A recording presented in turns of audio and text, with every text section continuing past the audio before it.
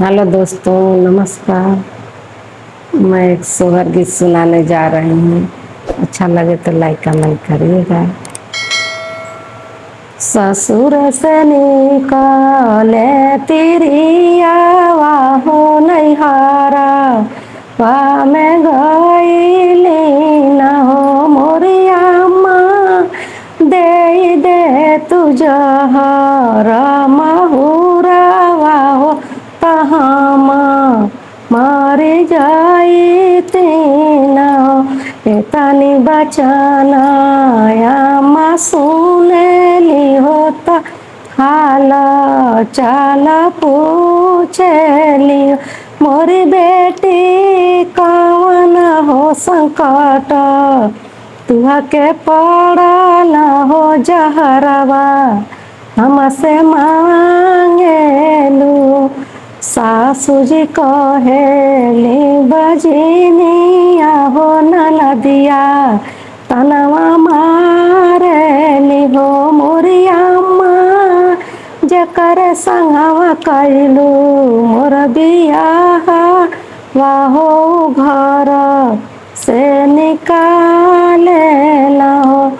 फिरी जाहु मोरी बेटी फिरी जाहो घर के लवटी जाऊ, मोरी बेटी पड़ जाई है तोरी परछाइया हो पतोहिया, बाजिन होई हाई हो।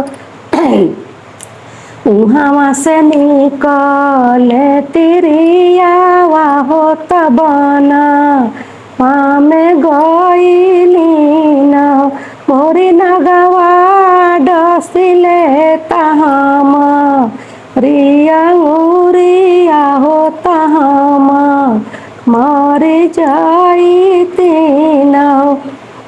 तनी बचना नगवा सुनेला हो तहाला, चाल पूछेला हो मोरी बहिनी कौन हो संकट तुहा के पड़ल हो मौतिया, हमसे मांगेलू हो।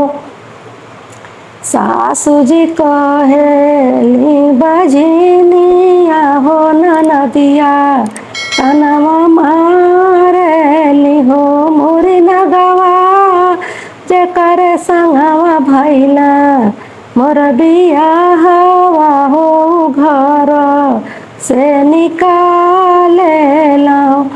तनी बचना नगवा सुनेला हो त सुना हो न पावेला, मोरी बहिनी फिर जाहु घर के हो लवटी जा, मोरी बहिनी पड़ जाई है तोरी परछाइया हो नगिनिया, बाजिन होई हाई हो। उहाँ से निकले तिरियावा हो त गंगा तीरामा गईली न, गंगा माई फेंक दे तू आप नीलहरिया हो जमुनवा, डूबी मरब हो। चुप हो खमोरे तिरिया, चुप हो कमते तू ही रो